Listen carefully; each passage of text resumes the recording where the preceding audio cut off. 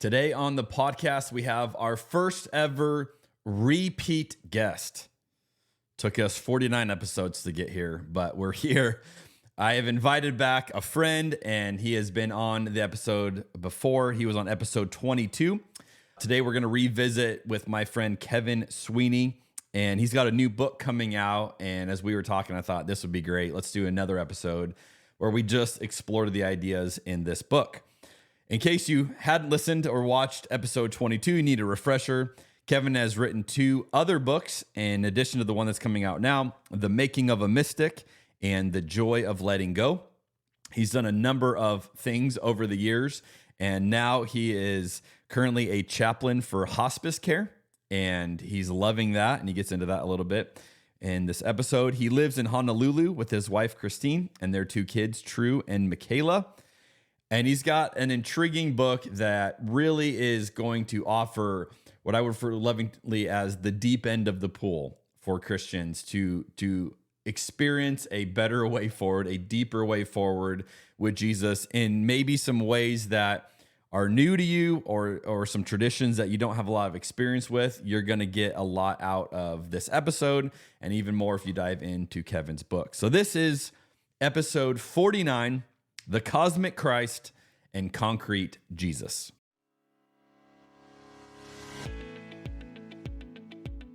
I've never shared this with anybody publicly. There's so many things happening in this conversation right now. 1,000 years from now, people are going to be looking at this podcast saying, so this was the breakthrough. If this was Sports Center, that would be like such a hot take. Skip Bayless would have no idea. Stephen A. Smith would have no idea what to say if you drop that down. That is so good. The joke I always say is like, how'd you learn so much? You got to drink a lot.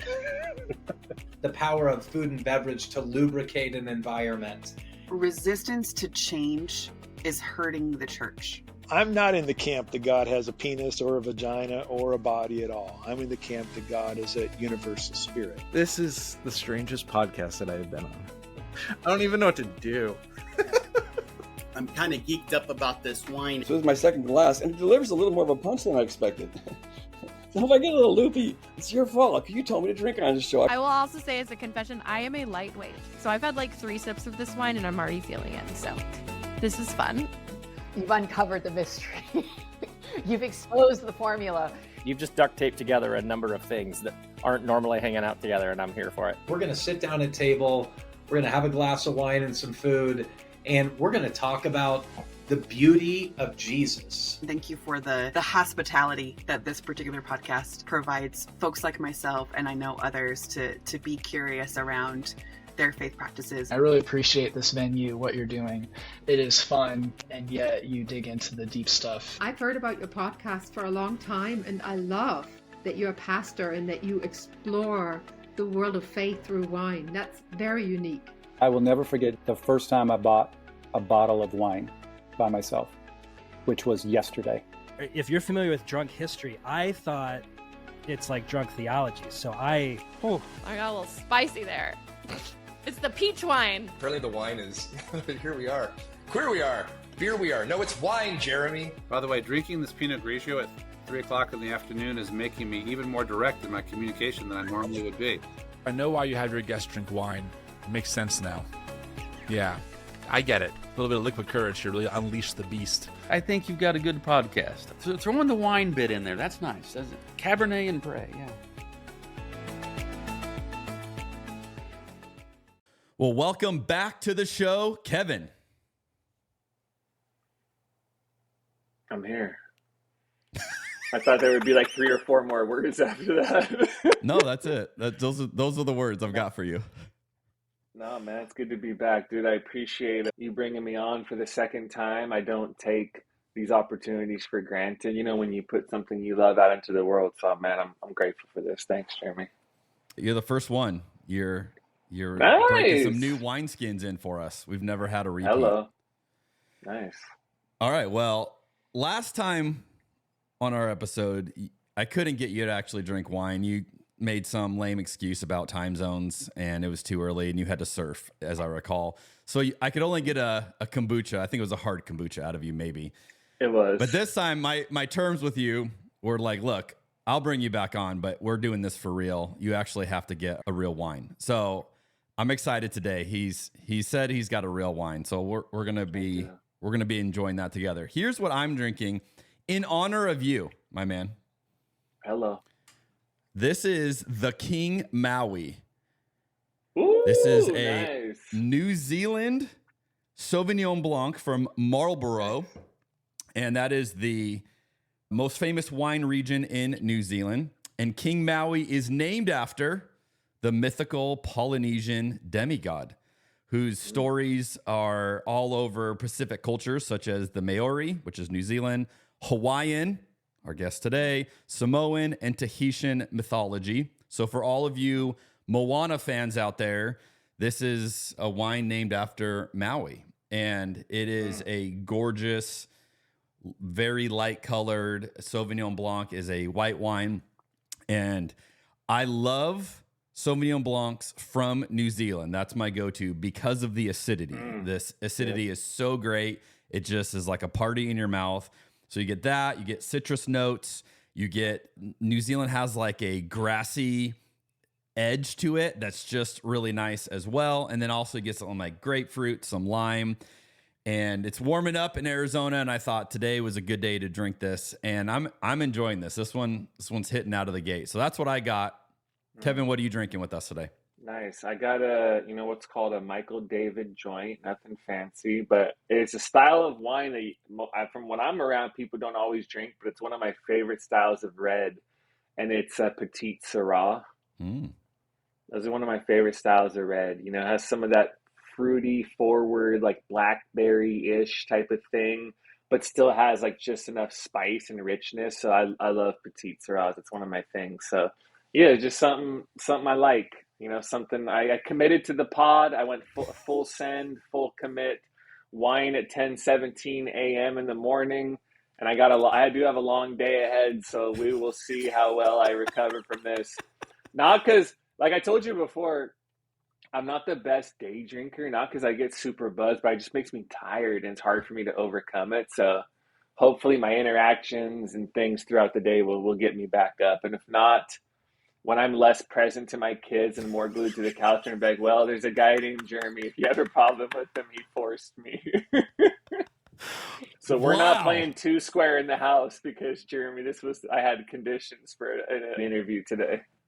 That might be the most intense guilt trip we've had on the episode or on the pod as well.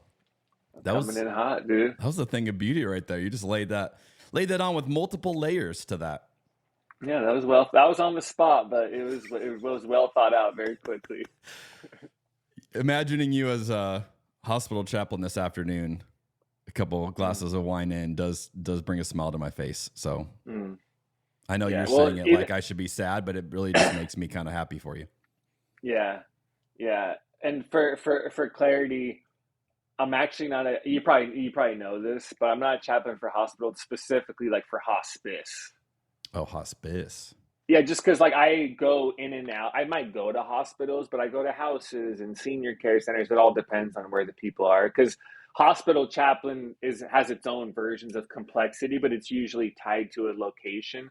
Whereas mine is more like I go to patients wherever they are. And my commitment was very specifically to hospice as opposed to just like a hospital, you know. But cool.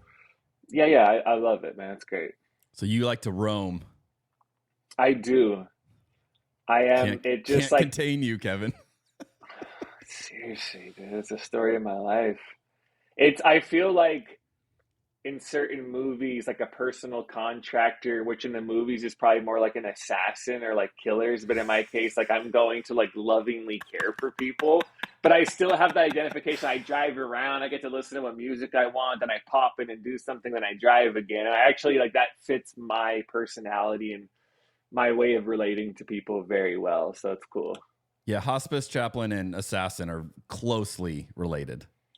They're both very connected to death, except I'm trying to love people as best as I can on the way out, and they're trying to end their life immediately, you know? So there are unexpected connections, but different, you know?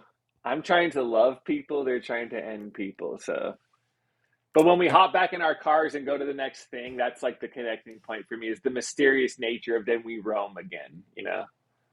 That's beautiful. has nothing to do with what we're talking about today, but this is a beautiful setup just to get to know you it's more. good. Of course. Enjoy this. Okay, because this is your second time on the pod, I'm going to skip a lot of the normal questions because I've already asked you those, and our listeners can go back to episode 22 if they'd like to hear those. But I do have a new one I want to get your take on so that we can build our comparison list on who's answering this question. So here's the new question. Which member of church history would you trust to pick out a bottle of wine for you, and who would you not trust? Ooh, which member of church history for a bottle of wine, and who would I not trust? I would definitely, if it was to trust, I would definitely have to go for somewhere people in monasteries. I'd have to trust those guys. They got the time. Maybe I'd have to go back to some obscure like desert fathers and mothers, because if they're in the desert and they're really trying to unplug from the empire at that time, there's got to be some good stuff to drink out there, to do that. So I'm going to go for a blanket, the desert fathers and mothers of the 4th century, 3rd century in Rome, when people were first going outside. Who would I not trust?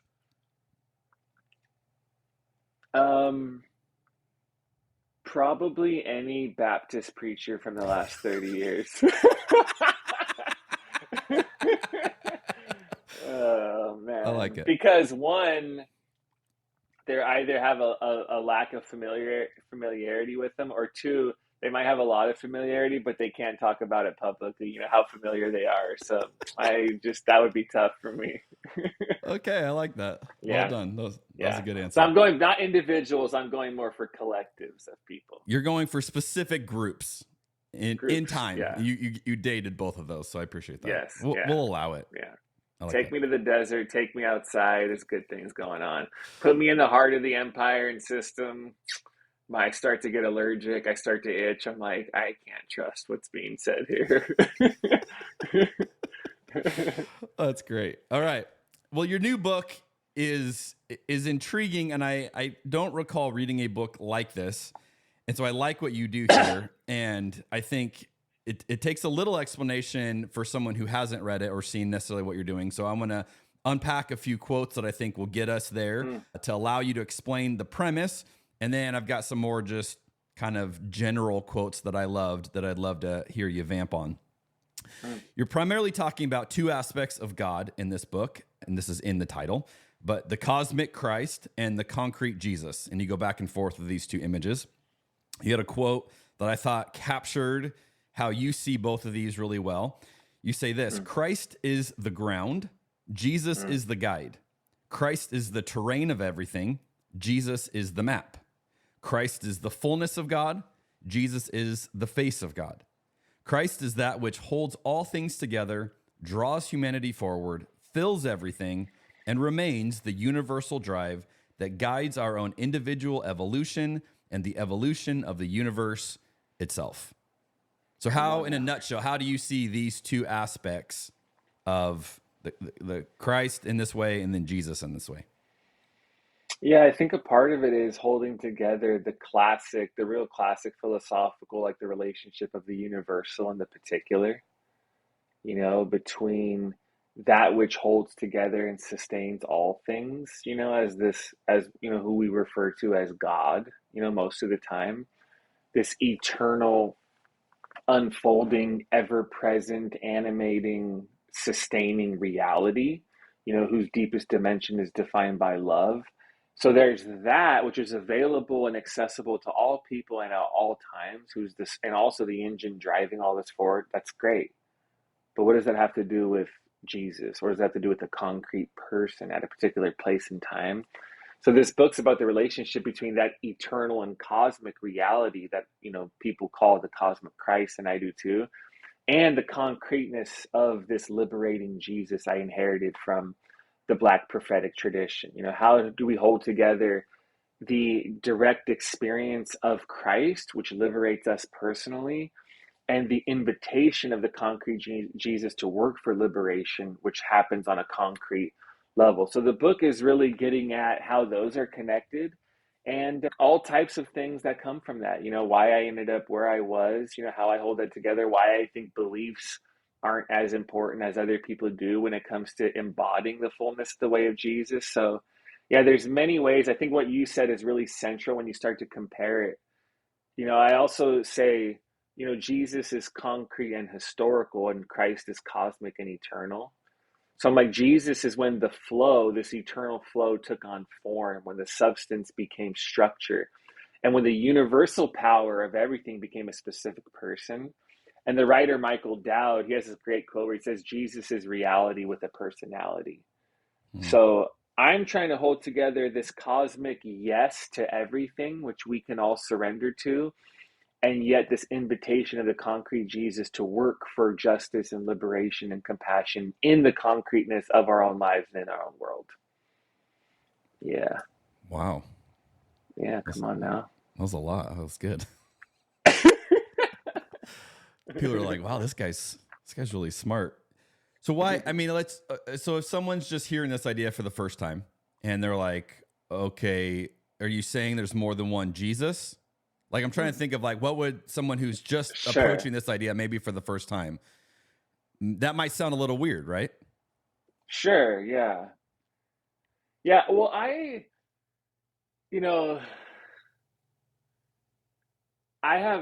somewhere in the book, I basically say there's moments where people use the word Jesus and it doesn't fully make sense to me, even as a Christian, and actually makes me uncomfortable. Like there's these funny moments where people use the name of Jesus and I'm like, I get what they're saying, but I don't know if that actually works right there. So for example, like I have many examples of this in the book, but like your people are praying, you're at some religious gathering, and someone's like, Jesus, I just want to thank you for today. And I say, okay. So Jesus gave you this day. Of Jesus of Nazareth? The historical person Jesus who lived in the ancient Near East for centuries is somehow responsible for today happening? So in Genesis 1, which, for me is a form of a poem to make cosmic sense of things into people, time, and place, like, do you imagine it was like a 33-year-old Jesus who said, let there be light, that echoed to all of eternity? So if someone's thanking God or thanking Spirit or thanking Christ for the day, that makes sense to me. But when someone thanks Jesus, I just say, I don't know if that actually works right there. Right? Is that the right way to name that creating, sustaining power you're talking about? God works, sure, but Jesus doesn't work there for me. And there's many moments like that. Someone's like, I just want to really get away today and just really be with Jesus, like something like that. I say, that's an interesting idea. Just a little getaway with Jesus of Nazareth. What does that mean, right? Like, are you spending time with the translucent Jesus we see helping Ronald Reagan sign the Constitution in those hilarious memes? Is it like a ghost Jesus right by you, who's helping you the same way he helped Ronald Reagan? If someone said, I'm going to get away and be intentionally present to God, of course. Consciously experiencing your true self in Christ, yes. Like awareness and awakening with the Spirit, yes. But to spend time with Jesus. So to me, of course, there's not multiple Jesuses, but Jesus is the concrete embodiment of that which is eternal and existed before and beyond the person of Jesus who lived, died, and resurrected, 2,000 years ago.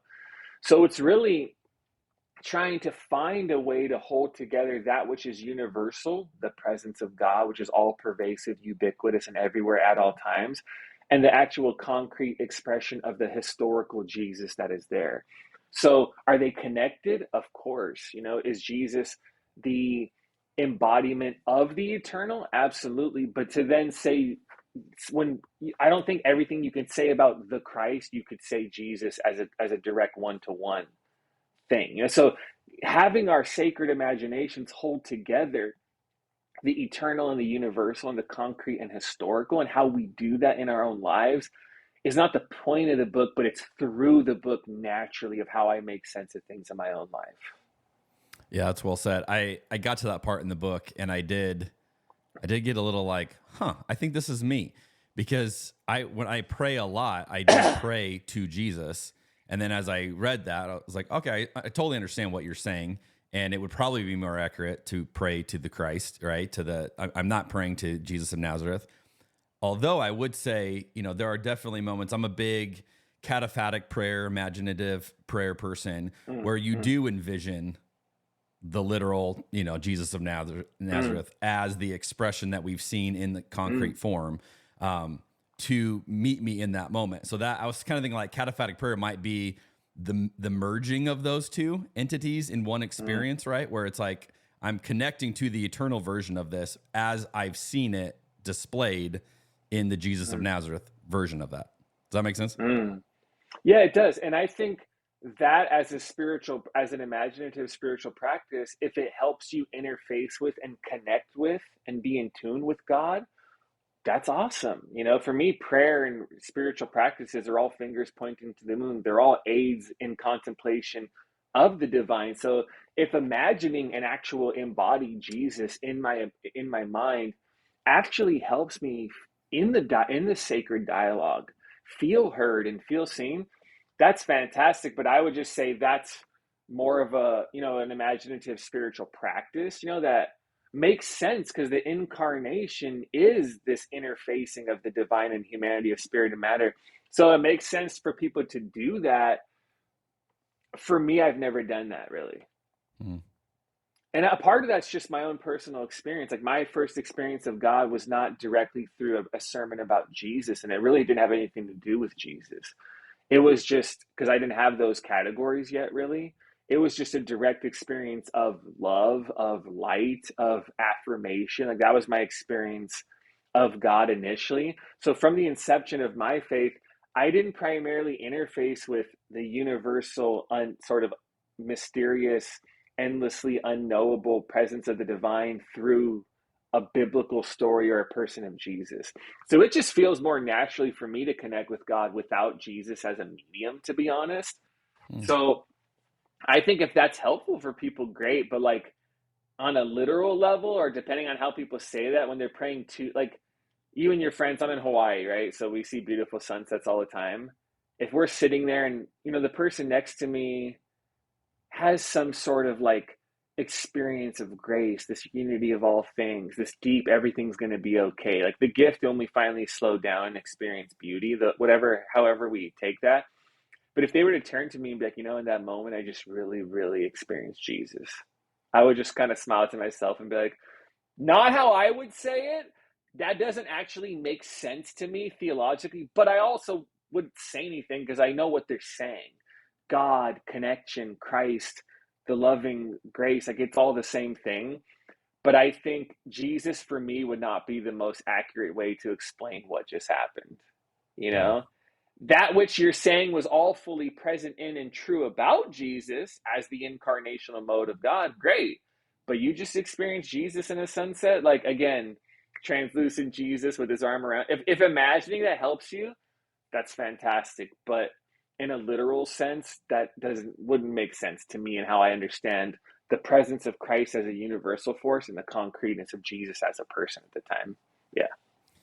You don't really get into this in the book, or I didn't notice if you did, but one of the questions I had when I was reading it is, it almost seems like you are comparing the cosmic Christ more to the role we would traditionally think of with the Holy Spirit. So more of this overarching kind of universal, eternal, aspect of God that, I think people might have said like the Holy Spirit was indwelling inside of Christ, whereas you might say the cosmic Christ was indwelling inside of Jesus. Do you think there's some similarities there, or how would you distinguish between the cosmic Christ and then our understanding of the Spirit? I think the idea of the cosmic nature of the Christ would include the Spirit as an indwelling force, but would also transcend it and be more. That's a fascinating thing, right? In the Bible, like, the Apostle Paul speaks of Jesus ascending in order to fill the entire universe, right? Something's filling the entire universe. Or 2 Corinthians 4:6, he writes about the light of the knowledge of God's glory in the face of Jesus Christ.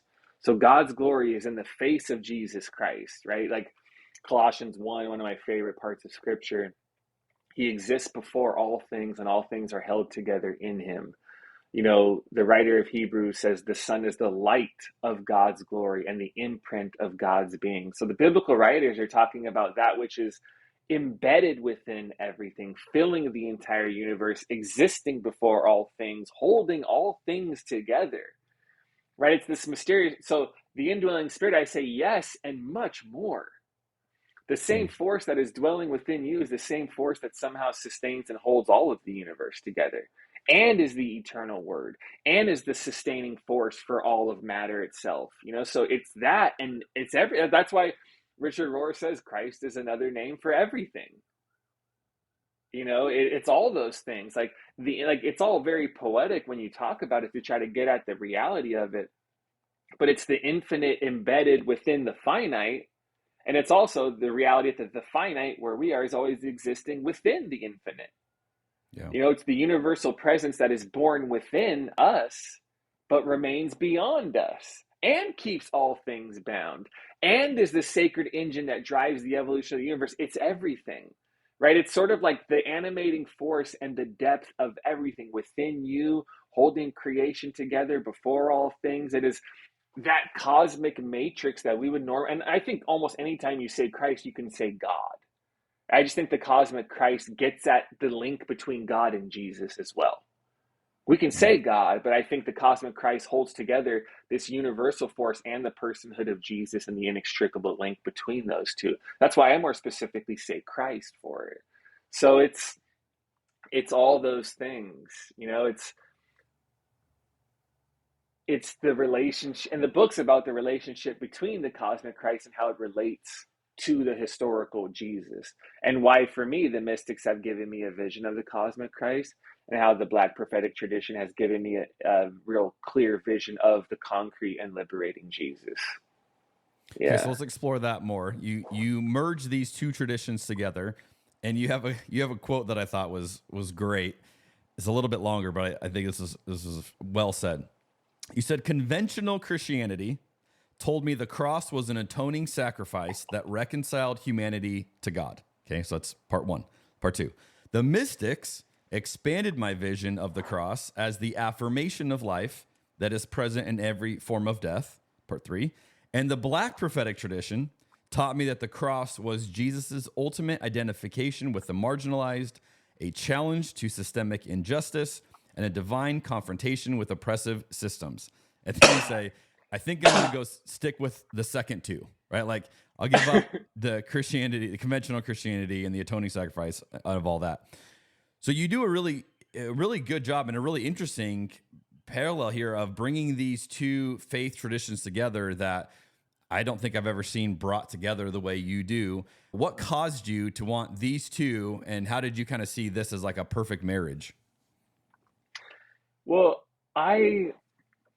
one thing I've observed, and it's an interpretation, and I may be wrong, people can feel free to disagree with me on this, but I think one of the differences between how I just naturally write compared to how I see others write, I'm thinking specifically like Christian author folks, you know, who are in our kind of atmosphere, is most people write what they're learning or what they've learned. You know, like, because that makes sense. Usually we're asking questions, and we're wrestling with whatever's at the growing edge of where we are. Because if we're on a path, we're thinking about what's in front of us. We're thinking about what are we saying yes to? What are we saying no to? Like, if we were going through a forest, it's like this tree in front, this is our focus. So you resonate with people who are also wrestling with what you're wrestling with. That's natural. We all do that. But what happens in publishing is once someone starts to see something and they get all excited about it, that's what they're writing about. And I'm like, they're writing about it because they're starting to learn it, but they have not fully lived it and become that and directly realize that for themselves. That is not the same thing. To learn something and to live it out is different. To learn new information and to go through the long journey of integrating all of that into your embodied existence are different parts of the journey. So I'm like, because I can be around people and be like, that was just something you wrote. Because when I'm around you, I don't feel that same energy. You're not striking. And again, I'm not trying to diss somebody, but I'm like, your behavior like the performative existence in front of me is betraying that which I've heard you talk about or write. You know, it's like a performative contradiction, and that's not a judgment. It's just an interpretation. And so for me, I'm like, that's not how I write. I don't write about what I'm learning right now. I write about that which I have become over 10, 15, 20 years. And a part of that's just my personality. I'm an Enneagram 5. Our greatest fear is incompetence. So I don't want to say things about things I just learned, because if you ask me a million questions, I don't have the answers yet. And I'm scared to be exposed. Like, that's just a part of my personality. I'm going to wait until I really know something. And in this case, wait till I really realize something and become that. So the reason why I say all that is that this is just my own journey. The mystics and the cosmic crisis, my first experience of God is direct embodied knowing. And when I first read the mystics, I'm like, they are speaking in native tongue that I have known. They see what I see. These are my people. These are my brothers and sisters. They just shape me and teach me and connect with me in a way other people can't. And the Black prophetic tradition wasn't something I'm like, hey, let me learn about Black theology. It was like, no, I went to school. I took an intro to Black theology class in 2010 that blew my mind. It was one of the best professor, Dr. Ralph C. Watkins, who became a friend and a mentor. But it was just, every lecture was spellbinding. I was like, how have we not seen this before? Once you see it, you can't unsee the theme of liberation. It was one of the most exciting things I've ever seen. Kind of like when people first read N.T. Wright and you're like, this new creation, this is it. You know, it's like a version of that. And that class, and I started focusing on Black and womanist theology in school and focusing all my studies on it, because I'm like, they are opening my eyes to see dimensions of the gospel and dimensions of the actual life and embodied ministry of Jesus that I've never seen before. That for me completely changes how I orient myself in this world. This is the most amazing thing I've seen. And so for the Black prophetic tradition to give me this vision of this concrete and liberating Jesus, who identifies with the marginalized, whose ministry is defined by his solidarity with the oppressed. Once I saw that, I could never unsee it, and it shaped everything for me of how I think about following Jesus as a path. Not believing in Jesus, but following Jesus as an embodied path and way of life. This is the Jesus that I see. And so for me, it wasn't like a creative clever. I'm like, this is how I actually hold things together. This is why I can still call myself a Christian, despite everything I've read and all the critiques and everything I've left. I'm like, this all a faith beyond belief that's based on embodiment and experience and not abstract beliefs about God. This is why this all feels very natural and organic for me. And these are the traditions that have been my primary guides to do that. Yeah. Love it. Yeah. You also talk a lot about, in contrast to the cosmic Christ and the concrete Jesus, you talk about abstract white Jesus. And I love that phrase. One of the lines you say is, the abstract white Jesus, focused on saving us from hell, renders us almost completely indifferent to the systemic evil causing the suffering of people today. Talk a little bit more. What is this abstract white Jesus? Because I think it's sadly become the norm in a lot of evangelicalism today. Yeah, not everybody's always aware, but there is an abstract white Jesus that has our churches and places truly in a chokehold. And, in the book, I'll say things like Jesus tends to, so let's get a familiarity, right, with this abstract white Jesus, right, as an imaginative exercise. This Jesus tends to side with those in power. He's mostly apolitical. And the crazy thing is he miraculously transforms all radical social acts in the Gospels into cute little nuggets of wisdom for our individual lives today.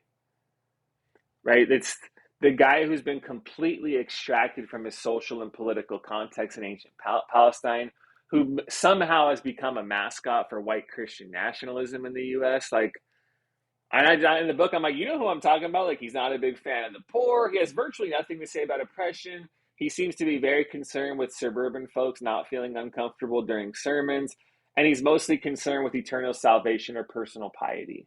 This is an abstract white Jesus, and I would argue an abstract white Jesus in the creeds, that the only thing this abstract white Jesus asks of you is for you to have abstract beliefs about him. Do you believe in the creeds?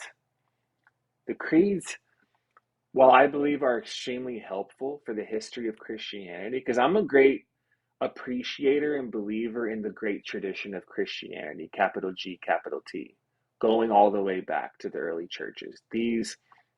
Stanley Hauerwas says to become a Christian is to jump on a moving train. And I really take that seriously. Like, this is well before the US. This is well before all this. And I appreciate those great traditions, and the creeds are a very important part of that. But Kelly Brown Douglas, the great womanist theologian, really opened my eyes to that in her book, The Black Christ, and What's Faith Got to Do with It? Because she's like, the creeds are totally metaphysical and abstract and say nothing about the earthy embodied Jesus. So you can be a Christian if being a Christian means being able to affirm the creeds, and be a white Christian nationalist. You can be a Christian based on the creeds and have slaves and not think there's anything wrong with it, or be indifferent or not care about the poor and really have not followed Jesus. You can just believe in the creeds, because they don't say anything. There's no liberation or love or forgiveness or caring for your neighbor. None of that's in there. It's all metaphysical and abstract. And so that abstract Jesus it doesn't have anything to say to the reality of injustice. It doesn't have anything to say to the way in which systems are leveraged against entire groups of people and also leveraged to benefit other groups of people, namely like folks who look like you and I. And so that Jesus doesn't have anything important or concrete to say to that. But for white folks, and when you're in places of privilege and power, that's enough. Because if you don't need if you don't need social, political, and economic liberation in order to thrive, you don't need a Jesus that liberates you. You need a Jesus who's like, you're safe, you're okay, don't upset the powers that be, and we're all going to be fine. You need an That's not endorsement. enough. That's not enough for people who are being crushed. That doesn't work for people who are on the underside of power. And so to contrast that, there is a concrete and liberating Jesus that has been proclaimed by the Black prophetic Christian tradition in the United States of America for a very long time. And even before it was in an academic setting through James Cone, MLK, Fannie Lou Hamer, Ida B. Wells, Harriet Tubman, these are people who have been embodying this liberating Jesus for a very, very long time before it was codified in any academic setting. And this is a Jesus, like the thing I take from Kelly Brown Douglas the most was she says Jesus' earthly ministry was defined by his identification with the marginalized and his solidarity with the oppressed. That, for me, unlocks something of what it means to follow a concrete Jesus in our time in ways nothing else has. What does it look like to identify with the marginalized in my neighborhood, in my state, and in our country? What does it look like to be in solidarity with the oppressed? So this liberating Jesus, when we see a news story or a press briefing, does my ego naturally want to side with those in power? Or does it say, no, the truth always comes from the bottom? Does it make me antagonistic towards the poor naturally and be like, no, like, why are they causing problems? Like, the collective evangelical response to social and political situations is usually to identify with those in power. And it just disgusts me, to be totally honest. It's repulsive. When I'm like, the Jesus impulse is to actually identify with those on the bottom. And like when Cornel West says truth is to let suffering speak, you don't get truth from the top. They don't care about truth. It's about power. You get truth from places, from people who have never had access to, because all they have left is the truth in those moments. So for me, that's a big different mode of being, of how we orient ourselves as citizens, as human beings, as Christians, is who do I naturally side with? Who am I naturally like, like those poor people again, just let us be, like those types of things where white people are very disgusted, with like people making noise. And I'm like, no, the Jesus impulse, the liberating Jesus impulse is always to identify with the marginalized and to be in solidarity. So my starting point is those are very different versions of Jesus, and they're very easy to spot, in communities and with individuals. And I just love that you gave a phrase, that's so easy to remember, the abstract white Jesus, and yeah, man, he's I would everywhere. just encourage, to anyone listening to this right now, it's like, the next time you hear a sermon in church, just ask yourself, like, which version of Jesus are you hearing, and is it that Jesus that makes people feel comfortable and safe and is the endorser of all that you want to be true? Or is it the Jesus that, like Kevin's articulating, is ushering in some other reality that might feel very foreign at that moment, but there's going to be truth there. I think that's so cool. In 1976, the Reverend Jesse Jackson did this article or interview for Christianity Today. I tell a story in the book. And he's talking about the difference between Billy Graham and MLK. This is such a great quote, by the way. I read this. Oh my multiple gosh, times. dude. Yeah, I don't have it pulled up, but for me, that's the particular MLK and Billy Graham. But he's getting at the universal, like a bigger thing of like the abstract white Jesus and the liberating Jesus. And he's like, if Billy Graham was alive back then, he would have preached to the slaves in Egypt and sent them back to slavery. He would have saved their souls and sent them back to the same economic and political situation that was crushing them, because that's what the abstract white Jesus does. He's not concerned about oppression. And he's like, MLK would have preached to their souls like he did, for a personal form of liberation. But then he would have taken them, liberated them, and led them to Canaan, right?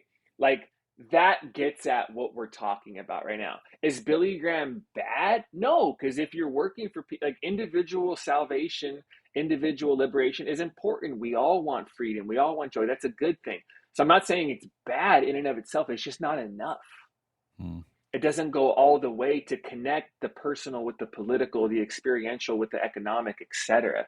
So Black and womanist theologians weren't saying everything's wrong over there, but they're saying is there's something there that's probably I'm adding this to it, but like personal is great, but that's not what this was all about. It begins in the personal and extends to a much broader cultural, political, and then larger like cosmic thing. So if people who have not been in need of liberation are probably not going to be the ones who lead us all to liberation, because they don't have that guttural cry for it. I don't have that in the same way other people have. I learn to listen. I try to be an ally. I try to join the fight, but I don't know what it's like to grow up in a place where you are in need of those other forms of liberation just for the sake of surviving and thriving. I don't have that. I didn't have that experience.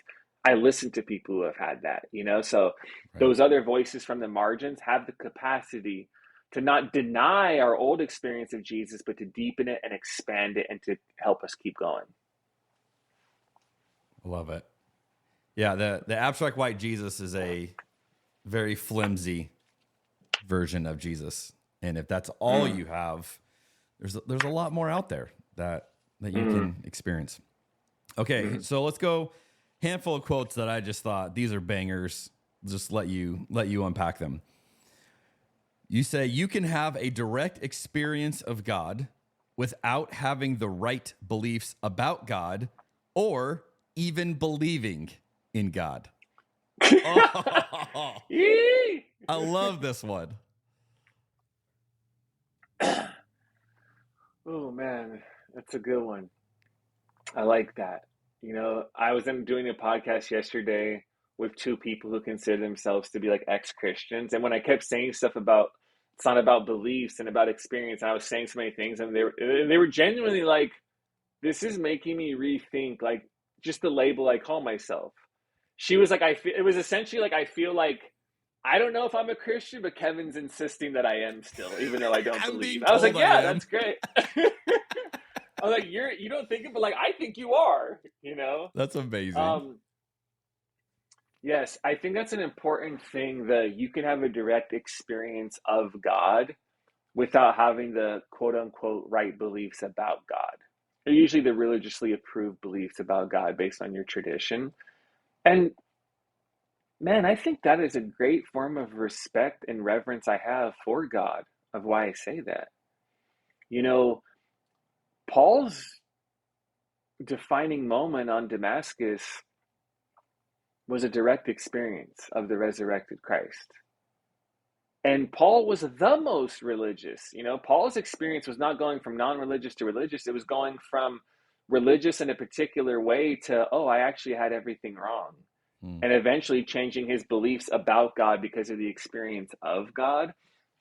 And what a liberating thing to think, especially when we think about deconstruction and change, it's like, well, dogma does not disqualify you or qualify you from love.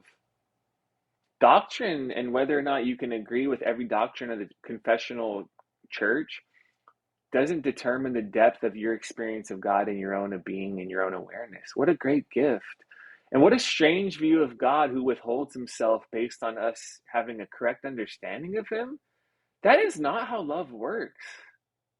That's why in the book I say somewhere like, does Jesus always need the credit whenever we experience something good? Do you think he's that egocentric and self-centered? And no, that sounds more like us. Okay, of course, we're just projecting our views of humanity onto God like we've always done. But, you know, you don't need a completely accurate map to be very familiar with the terrain of life. You know, if I tell a story in the book of there's a group of friends going to some waterfall in Hawaii, and while they're on their way there, they've never been there. I'm making some details up because I kind of forget it. But one friend is like fully hyper focused on the map. Like, oh my gosh, guys, we got to go left.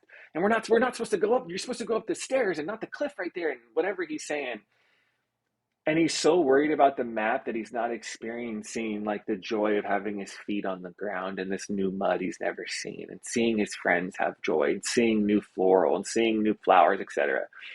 And then when they finally get to the waterfall, one of his friends just grabs the map from him and runs and jumps into the waterfall.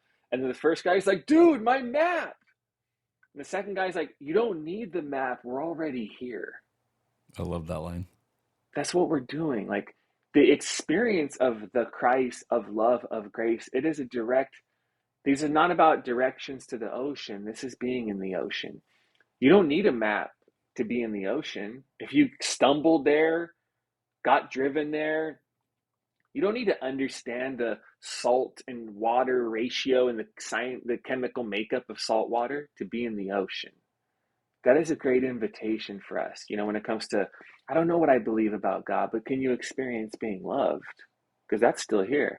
I don't know what I think about the bodily resurrection of Jesus. Well, can you let go and practice enough humility to allow yourself to be healed? This is the work of the Christ. This is the work of God. No matter what you think about Jesus right now, or you're wrestling with these things. It says nothing about the presence of love. And I push that further of even if you don't believe in God, right? Yeah. Because some people are wrestling with their beliefs about God. I think you can experience God even if you don't believe in God. So, and I thought about this when I was pastoring, you know, years and years ago. I'm like, let's say I preach a sermon, right? You're a Christian, you're in the church. I preach some sermon, who knows what biblical source I'm drawing from. But the point I'm making is sometimes you walk what feels like to the edge of a cliff in your life, but you take a leap of faith. You trust God enough to step off of that cliff and to trust that a bridge to the future will be built along the way. That is not having all the information and trusting. We all have to do that sometimes to take risks. If you hear that as a Christian, you're like, yes, I've heard the biblical stories. I've seen God do it. I've heard those stories in my friends. I'm a Christian. I believe in God. I trust in God. I take that leap and God carries me to a different future. What a great thing. But I would argue if sometimes for a person who's not a Christian, doesn't know if they believe in God, but if they walk to those same edges of a cliff in their life, and who knows even what's motivating them to take those great risks in life, if they take a risk in the same way, that same spirit that carried you through to your future will also carry them through to theirs. So they might not believe in God, but there's an experience of the unfolding of the Spirit in their life that is carrying them through. What a great gift. You know, someone who doesn't believe in God finally chooses the ownership of their life, the confronting of their pain, to, sorry, we're having things talk in our building. Our elevator shut down today. I'm on the 37th floor. Our elevator didn't work for a sec. I'm fine. I mean, I got a glass of wine. I already walked up those stairs. But I literally had to walk down like 30 flights of stairs, go to the gym, and walk up 30 flights of stairs to come back. It was an extra cardio workout I didn't need. They're basically just telling us it's okay. But so for that person who might not have conscious beliefs about God, when they choose to take that risk, God also carries them through. God is also with them. Or even in an experiential sense, if for whatever the reasons are, even without Christian symbols, even without the Christian narrative, even without trusting in God, a person finally faces a pain that's within them, opens their heart, practices acceptance, and choose to let go and forgive, the same spirit that will carry me through when I choose to face my own pain is the same spirit that will sustain them and do that for them there. So I think that's offering a real generosity to the spirit in this world and allowing God to be at work in all times and in all places. If all things exist in him and God is sustaining all things, like Colossians 1 says, and that's true for everybody at all times. So I think that opens us all up, and there's a democratic, universal accessibility to love and to the Spirit and to the Christ at all times, no matter. And I want that for everybody. I don't need you to believe like me. I want you to be free and I want you to be whole. I don't always care what name you give to that. I thought that whole section was so good. And what stood out to me as I read it is, if you don't agree with what you're saying, you do not think that God operates like this, it really is a petty looking God. You know, this God that's very insecure, very, egotistical, like, no, you didn't do it right. You didn't think right. You didn't, Exactly. And so because of that, I'm not going to do X, Y, and Z for you. And you just go like, is that really the fullness of who we think God is? Like that, is that picture what we really think embodies God? And I would hope most Christians will go, well, no, I don't think that embodies God. Well, then the argument you're making here is the logical next step then to say, right, it doesn't really matter what you believe. God is still who God is, and God's going to be love to you regardless. Yeah, I asked those questions in the book. I'm like, the presence of God is present with or without the name of Jesus. There's nothing in the person of Jesus that puts on display an egocentric, immature reality that always needs personal credit for life. And hopefully as we grow, we need less and less of that too, following the path. And the fullness of life can be experienced in any moment, regardless of what you believe about God. I really believe that, like anybody at any time can awaken to it and be embraced by the miracle of what is. Because if not, that's what you were getting at. That's the section of the book. Like, what are we saying? Does God withhold himself from people based on what they currently think about him? Is there a lack of love present to a person because the name of Jesus is absent from them? Is awakening and enlightenment and liberation limited to people who pass an orthodoxy test from the church? That is petty, like what you were saying. And that doesn't, I don't see that in Jesus at all. And I've never experienced anything like that with God. The withholding is our own ego response to usually being hurt or feeling small. There's no withholding. Like that to me is one of the ultimate, when we talk about the good news, is like even that image in Revelation of like the God who knocks at the door of your heart, right?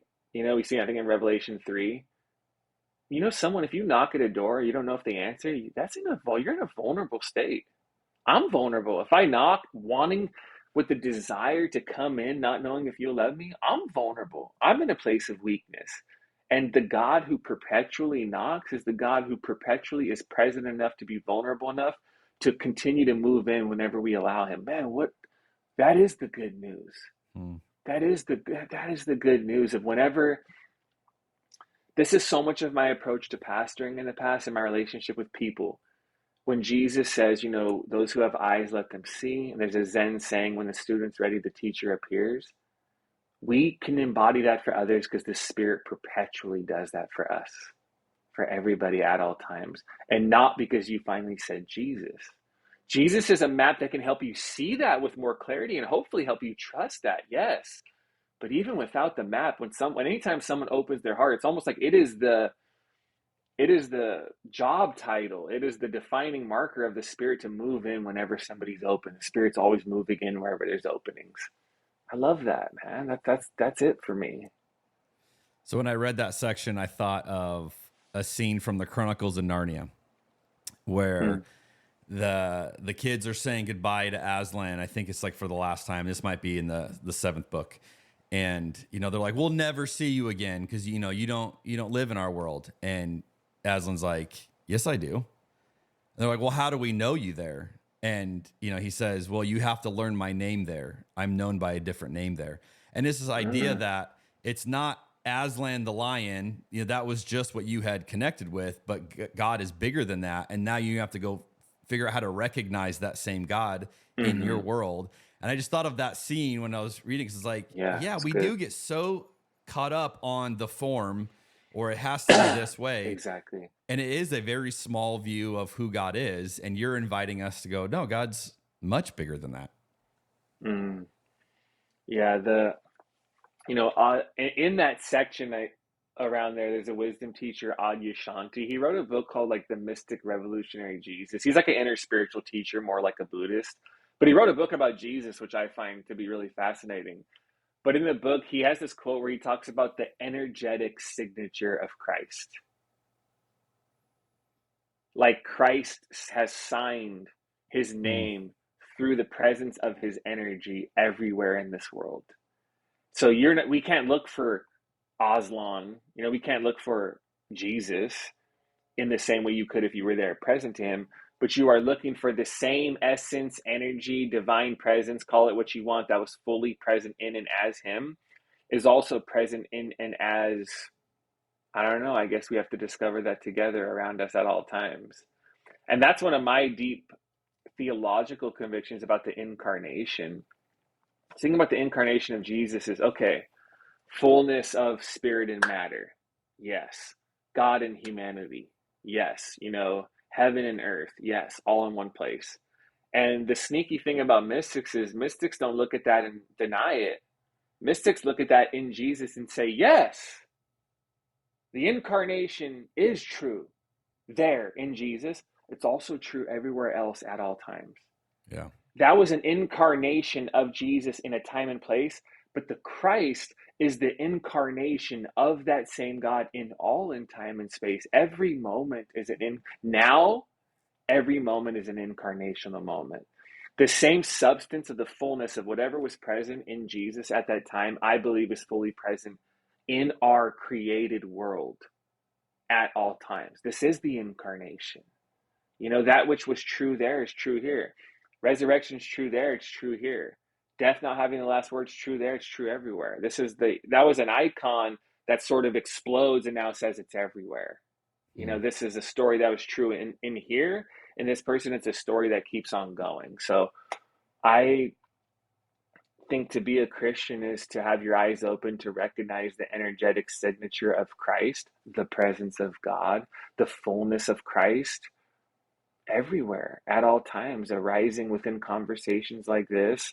When you finally slow down enough to be like, man, me and my partner, my wife, my husband, we've been in a long journey. What an amazing thing that is, right? And you're like, whoa, like this can still bring tears to my eyes sometimes. Wow, my kids are growing up. What an amazing thing it is to watch them grow. I can walk and breathe and be like, dude, I can recenter myself into what is in these moments, and I think that incarnation now is based on how aware we are of and how in tune we are with the energetic signature of Christ, which is everywhere at all times. But that's the good news, now. What an adventure. Seriously, dude. I really think that. It's cool. I mean, like, it's exciting. Okay, you have a phrase that you taught me in this, and you give a definition of it. The phrase is spiritual bypassing.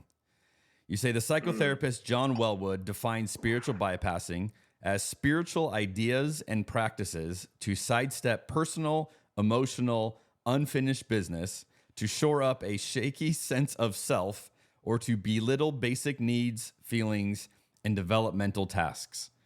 Talk to us more. This is an intriguing idea to me. Talk to us more. Unfinished business to shore up a shaky... Yeah.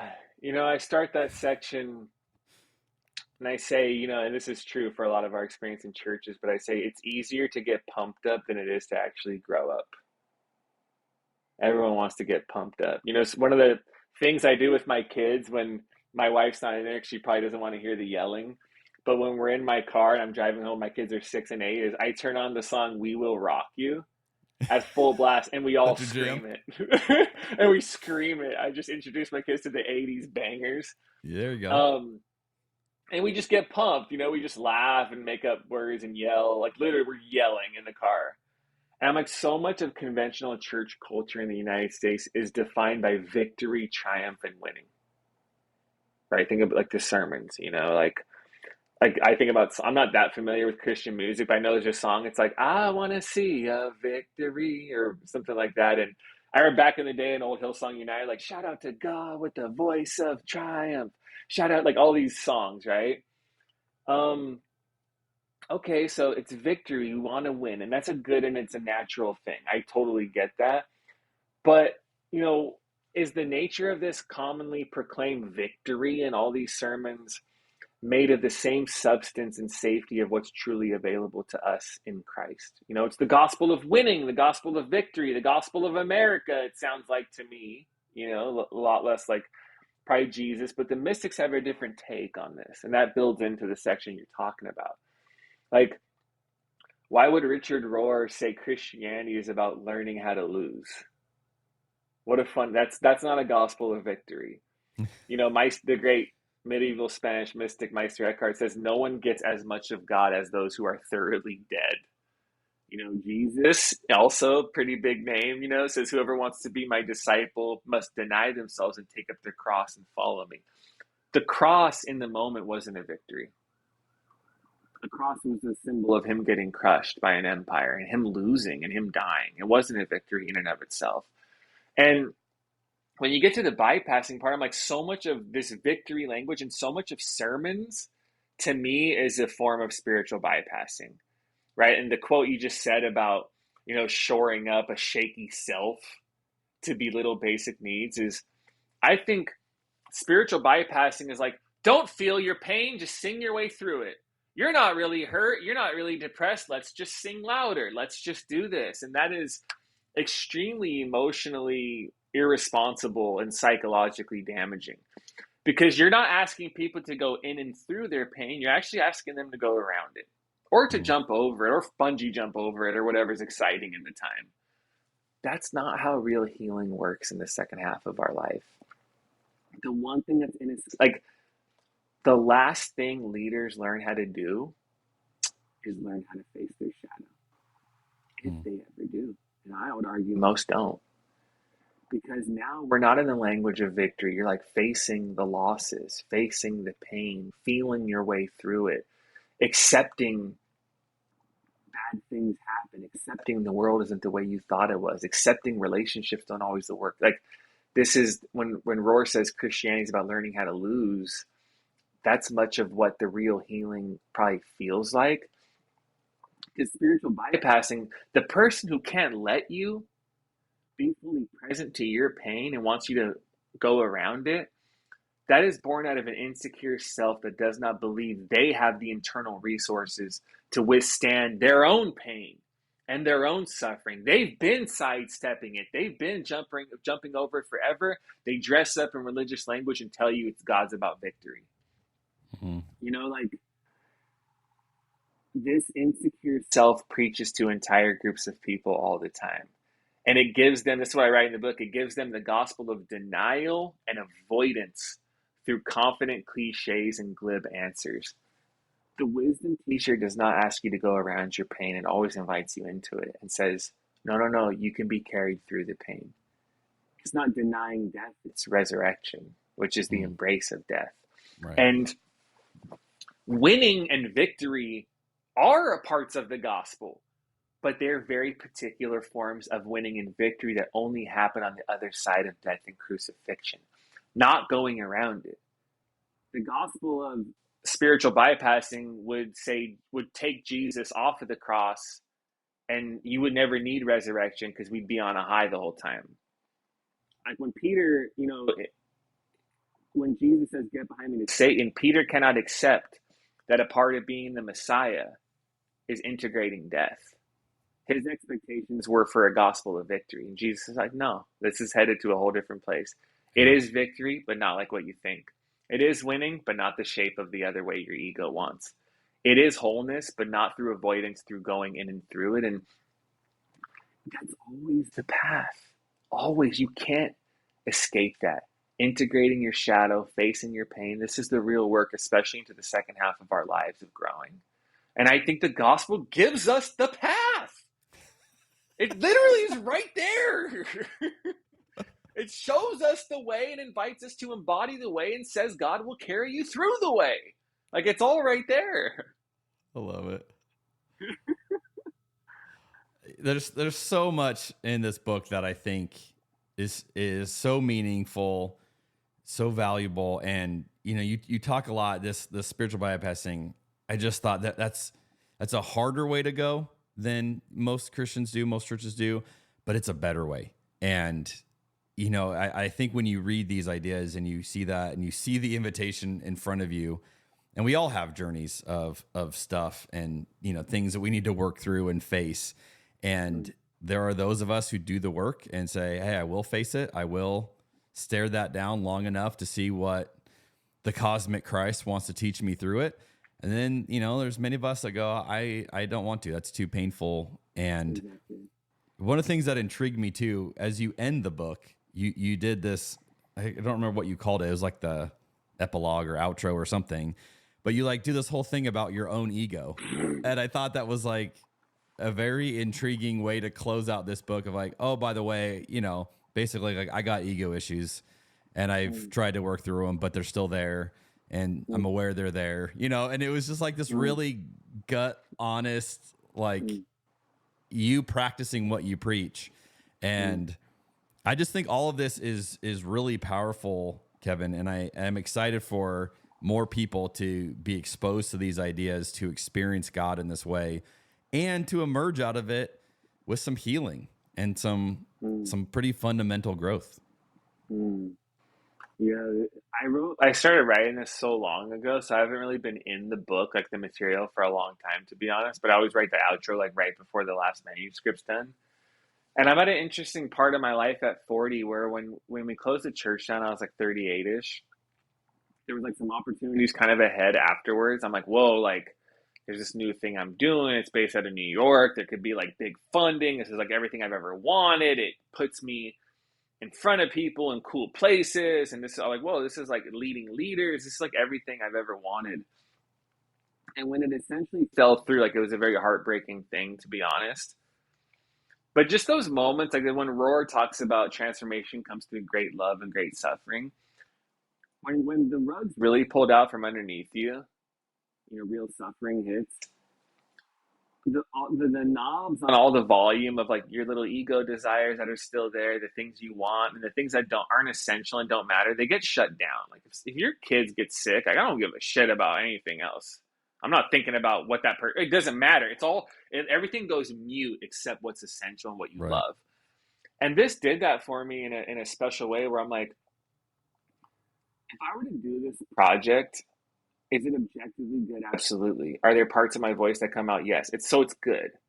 But I'm like, but also there's still this little part of my ego that says, well, if I'm a part of this group of people, cool, progressive Christian people, whatever people I think are, whatever, like that makes me special. That makes me cool. That makes me different. That makes me. It was about attention as a kid in an elevated way.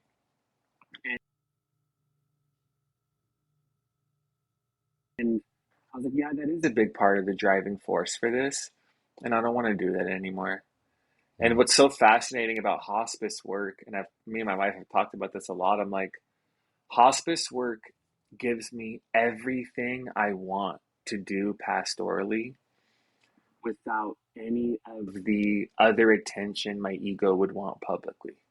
Being present to people, caring for people, using my voice to care for people, leading with connection, all these different things, truly seeing people, which to me, hospice work is primarily about seeing people in the same way God sees us. But in those moments, like, nobody cares, doesn't do anything for a platform, you don't get anything from it, et cetera, et cetera. I'm like, that's why I tell people hospice work right now is a mutual seeing of God seeing people through and as me, and God seeing me through and as these people. Because when I'm there with them and the volume knobs are all turned down, I'm like, this is what matters. So it was weird. I literally was ending my church and building up to take off. And now I'm like, I'm think I'm done with public Christianity for now. And I just want to go back again to the embodied part of following Jesus. I'm like, if it's not embodied, for me right now in my season, if it's not embodied, local, and connected, I have very little desire for it. I had enough energy to do all the podcasts for the book, but I'm just like, I'm kind of tired of talking about this right now. And I just want to be present to people where I am. And I don't know what that means for my future. And I don't know if I'll ever write again. I don't know if I'll ever do anything public again after this. I really don't.